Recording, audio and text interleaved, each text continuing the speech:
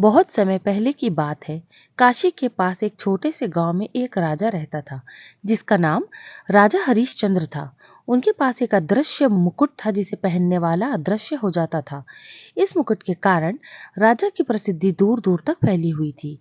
राजा हरिश्चंद्र नेक और उदार प्रजा के प्रति सदैव कृपालु रहते थे, लेकिन उनकी एक इच्छा थी कि उनका ये अद्वितीय मुकुट हमेशा सुरक्षित रहे। इसीलिए उन्होंने एक विशेष पेड़ के नीचे इसे छुपा दिया और केवल राजा ही जानते थे कि मुकुट कहाँ है।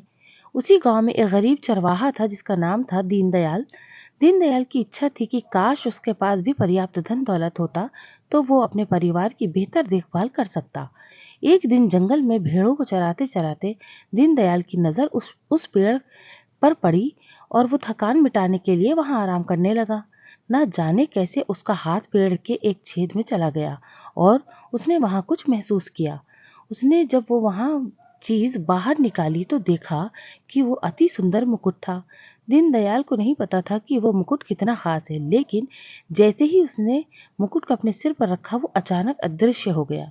वो समझ गया कि ये कोई साधारण मुकुट नहीं है और उसने तय किया कि वो उसका उपयोग अच्छे कामों के लिए करेगा। कई दिनों तक दीनदयाल ने अदृश्य रहकर गांव वालों की मदद की। वो चोरों को पकड़ता, गरीबों की सहायता करता और उनके चेहरों पर खुशियां बिखेरता। लेकिन उसने अपनी इस खासियत को कभी किसी से प्रकट नहीं किया। लेकिन कहानियों की तरह हकीकत में भी एक मोड़ आता है। राजा हरिश्चंद्र को जब ये पता चलता है कि उनका मुकुट गायब है, तो उन्होंने पूरे गांव में खबर फैला दी। उन्होंने सजा के रूप में ऐलान कर दिया कि जो कोई भी उनके मुकुट को वापस लाएगा, उसे बड़ा इनाम मिलेगा और जो चोर होगा, उसे बड़ा दंड। दीनदयाल को समझ में आ गया कि ये मुकुट राजा का है। दीनदयाल ने ये निर्णय किया कि वो मुकुट वापस कर देगा, क्योंकि वो नैतिकता और सत्य की राह पर चलने वाला था। वो अदृश्य होकर राजा के महल में गया और मुकुट को वापस उसी स्थान पर रख दिया जहां से वो गायब हुआ था। जब राजा को मुकुट वापस मिला, तो उन्होंने उस ईमानदार इंसान को इनाम देने का निश्चय किया। उन्होंने गांव में घोषणा की और दीनदयाल राजा के पास गया।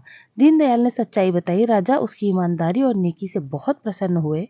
उन्होंने दीनदयाल को गांव में उसकी मदद के लिए बहुत सारा सोना और धन दिया। इस कहानी के द्वारा हमें ये सीख मिलती है कि सत्य और नैतिकता का मार्ग हमेशा हितकारी होता है और अनंत में विजय हमेशा सत्य की होती है। आज भी वो दृश्य अदृश्य मुकुट की कथा अदृश्य मुकुट के नाम से काशी के गांव में प्रसिद्ध है और उसकी शिक्षा हमें ये बताती है कि साधारणता में भी असाधारणता का वास हो सकता है। ये कथा न सिर्फ एक मनोरंजक गाथा है, बल्कि ये उस कृषि वाक्य को भी प्रतिपादित करती है कि सत्य, नीति और धर्म ही जीवन के सच्चे रत्न हैं।